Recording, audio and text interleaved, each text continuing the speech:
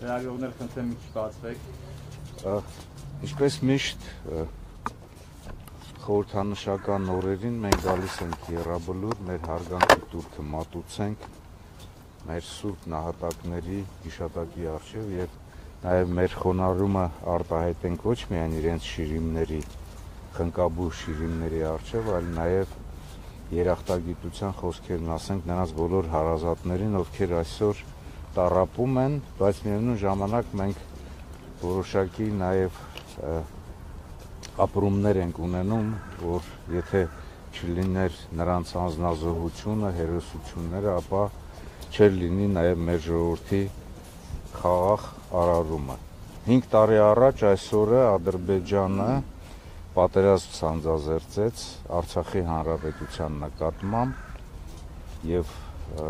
օգտվելով առիթից, որ Հայաստանի Հանրապետության իշխանությունները իրարամերժ խոսքով, արտահայտություններով, հայտարարություններով եւ նաեւ գործողություններով ոչ ադեկվատ տպավորություն թողեցին, նա խախտեց այն պայմանները, որոնք որ տարիների ընթացքում հիմք էին դրվել բանակցային գործընթացի ընթացքում, այսինքն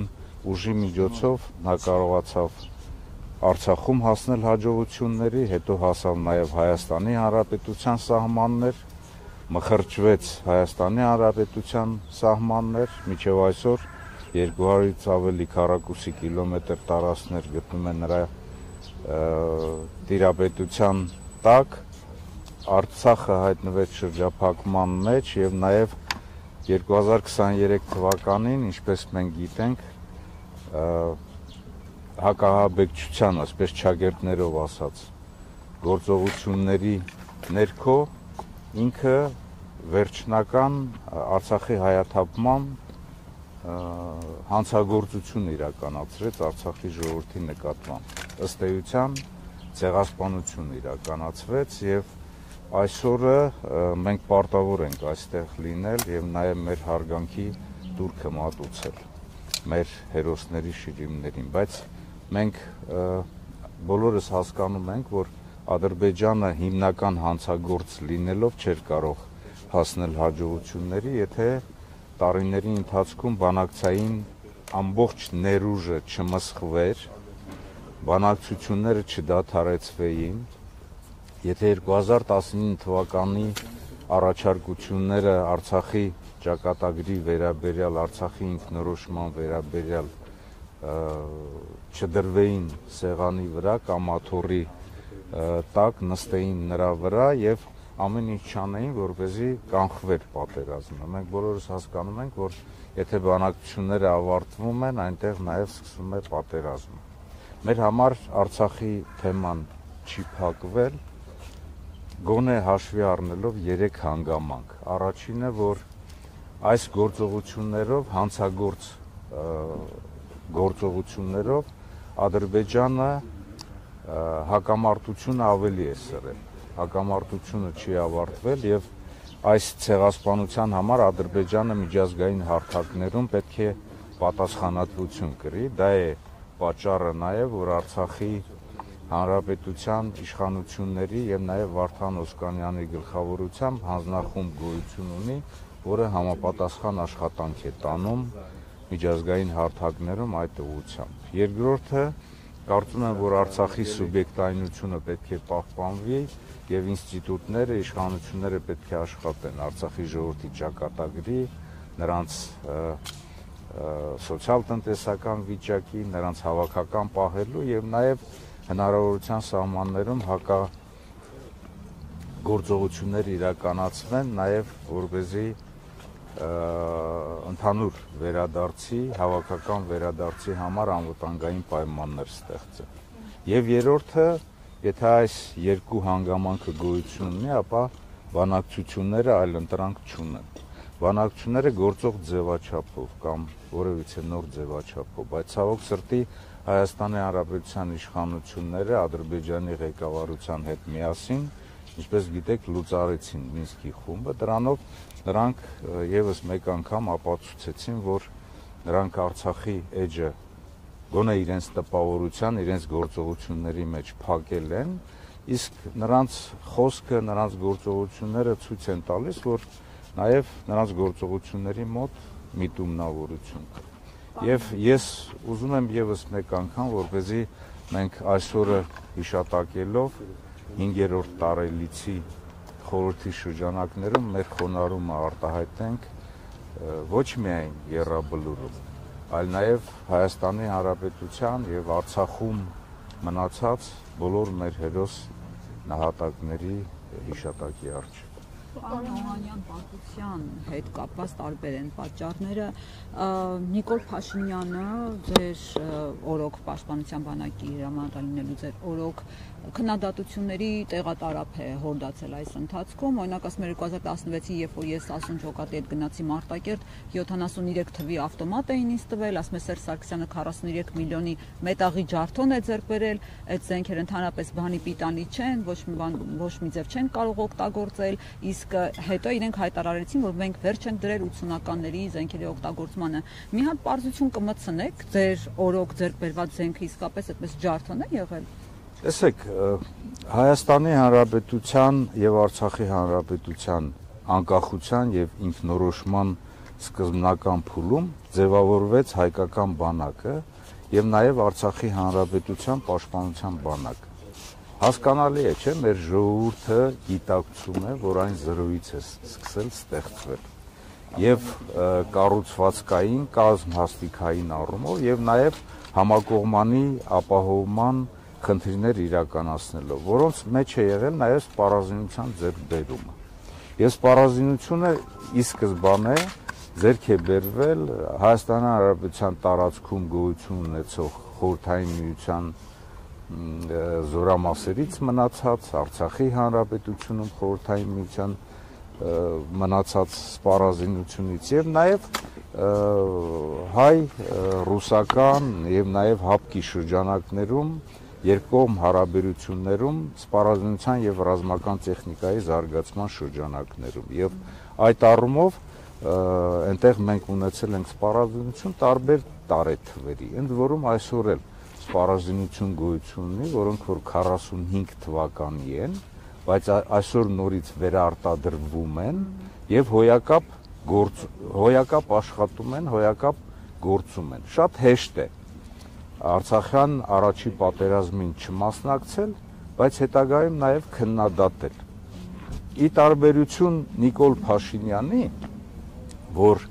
ինքը առաջին Արցախյան պատերազմի ժամանակ բանակ չի գնացել, չի մասնակցել պատերազմի, ի տարբերություն դրա, ուրեմն Հայաստանի Հանրապետության եւ Արցախի Հանրապետության տարբեր բարձրագույն ուսումնական հաստատություններից թողնելով իրենց ուսումը, կիսատ թողնելով, ջոկատներ եւ ստորաբաժանումներ են կազմվել եւ գնացել են Արցախին օգնություն ցուցաբերելու։ Սա մեկ եւ երկրորդը Հայաստանի Հանրապետության զինված ուժերը եւ Արցախի պաշտպանության բանակը իրենց կառուցվածքով, համալրվածությամբ, համակողմանի ապահովմամբ, ինժեներական կառույցների տարիների ընթացքում ձևավորմամբ ունեցել են այնպիսի մի իրավիճակ, որ ի վիճակի էին այս պատերազմում հասնել հաջողությունների կամ եթե նույնիսկ չհաղթել, ապա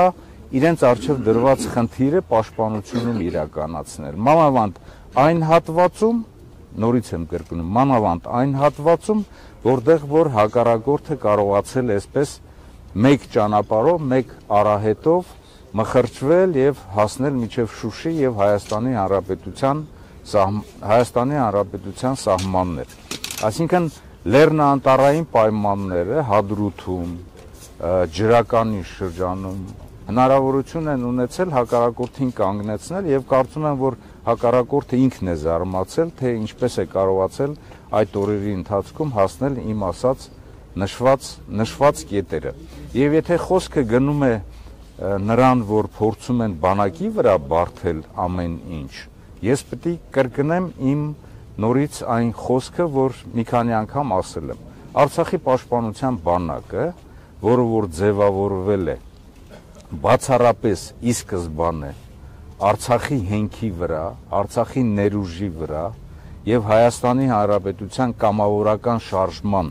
աջակցության շնորհիվ ունեցել է 283 կիլոմետր պաշտպանության գոտի, այսինքն ճակատով 283 կիլոմետր է եղել, սկսած Արաքս գետից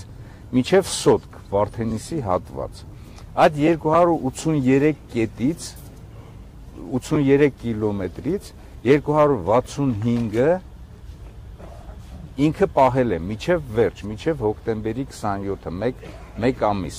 Այդ 20 քանի կիլոմետր հատվածում է աջ թևում, որ եղել է մխրճում եւ հակառակորդը ուղիղ գծով, եթե աջ թևը Արաքսի ափը վերցնենք որպես ելման կետ, այդ տեղից 52 կիլոմետր մինչև ուղիղ գծով Շուշի, 65 կիլոմետր մինչև Բերդաձորի ենթաշրջան Արցախի, 92 կիլոմետր մինչև Սև Լիճ եւ 80-85 կիլոմետր մինչև Գորիս, Կապան եւ Մեղրի։ Հակառակորդը կարողացել է մխրճվել, շարժվել առաջ եւ ծավալվել այն հատվածով, որի պատասխանատուն ձեր ասած անձնավորությունն է, որ ինքը թող դրա համար պատասխան տա։ Երկու բանի համար ինքը պետք է պատասխան տա։ Ինչու այնպես ստացվեց, որ մերժվեց բանակցային ամբողջ գործընթացը եւ երկիրը մխրճվեց պատերազմի մեջ, կրկնում եմ Ալիևի խոսքերը, որ ինքը տեսել է, որ ոչ adekvat կառավարում է իրականացնում Հայաստանում, ոչ adekvat իշխանություններ են, որոնք որ մերժել են տարիների ընթացքում բանակցային գործընթացում բոլոր պայմանավորվածությունները եւ դա է հիմք հանդիսացել, որպեսզի ինքը պատերազմական գործողություններ սկսի։ Եվ երկրորդը, ինչու ինքը ոչինչ չարեց հակառակորդի գլխավոր հարվածի ուղղությամբ ուժերի վերախմբավորում, ուժերի մոբիլիզացիա, ամբողջ ազգի մոբիլիզացիա իրականացնի, հակառակորդի այդ մխրճման հատվածը, այդ ճեղքման հատվածը փակի, կանգնեցնի, որպեսզի բանակը կարողանա բոլոր հատվածներում իրենց առջև դրված խնդիրը իրականացնել։ Սա ուզում եմ, որպեսզի հայ ժողովուրդը գիտակցի եւ հասկանա։ Պարոն Օհանյան, նաեւ դուք եք այդ օրերին Արցախում եւ հաջող կարծիք է հնչում, որ անկազմակերպ է ստեղծված իրավիճակը, դուք ինչի հետ եք կապում եւ արդյոք անկազմակերպ էր ու դա է հենց պարտության պատճառներից մեկը։ Ուրեմն անհաջողությունների եւ պարտության պատճառները մի քանիսն են, որոնց մասին ես կարծեմ մի քանի անգամ ասել եմ։ Երեքն են դրանք։ Առաջինը 2018 թվականից սկսած լուրջ հարված է հասցվել զինված ուժերի կառավարման համակարգին, շարունակական եւ հաճախակի պաշտպանության նախարար, գլխավոր շտաբի պետ, պաշտպանության բանակի հրամանատար փոփոխությունները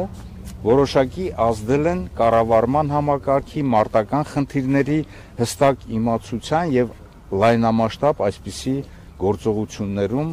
հստակ գործելու եւ հաջողություն հասնելու համար։ Ընդ որում նաեւ այդտեղ ես նշում եմ Գերագույն հրամանատարի դերակատարությունը, որը որ ինքը լինելով Արցախում այսօր ասում է, չէ՞, ինչ գործ ունեիք Արցախում, ինչ գործ ունեիք դու Արցախում կամ քո հարազատները, քո որդին, քո կինը ինչ գործ ունեին Արցախում այդ դեպքում։ Բայց եթե դու եղել ես Արցախում եւ քո ներկայությունը այնտեղ ոչինչ չի բերել, արդյունքը իմաստը գնալ Արցախ, եթե դու չես կարողացել մարտական գործողությունների ընթացքում ինչ որ քո ներկայության որպես Գերագույն հրամանատարի, որպես կառավարության ղեկավարի, որպես Հայաստանի